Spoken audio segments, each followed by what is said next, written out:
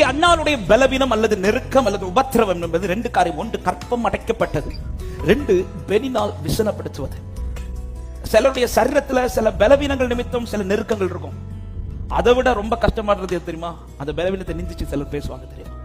ஹல்லேலூயா. பெனினால் ஒரு பக்கம் நிந்தை உபத்திரவத்தை குறித்து பேசி பேசி அவளை விசனப்படுத்தினாள். இதே அன்னாளின் வாழ்க்கைய அவளுக்கு கொடுத்த தேவ பலத்தினால் உண்டான பிள்ளை குறித்து ஜனமே பேசுது. எங்க இருக்கிற ஜனங்கள் பேசுகிறார்கள் என்றால், எங்க இந்த நிந்தையும் இங்க அந்த அழுகையும் தெரியுமா? 9வது வசனம் சொல்லப்படுது, சீலோவிலே அவர்கள் புசித்து குடித்த பின்பு அன்னாள் எழுந்திருந்தாள். எந்த இடத்துல உபத்திரவ நிமித்தம் அழுதாலோ அதே இடத்துல அவள் பிள்ளை குறித்த சாட்சி பேசப்படுகிறது. எத்தனை பேருக்கு நான் சொல்ற வார்த்தை புரியுது? சில உபத்திரவங்கள் சந்தித்த அதே இடத்துலதான் கர்த்தருடைய கீர்த்தி புகழ்ச்சியுமாய் நிறுத்த போகிறார். சீயோன் குமாரத்தியை கம்பீரித்து ஆர்ப்பரி, நீ வெட்கப்பட்ட சகல தேசத்திலும்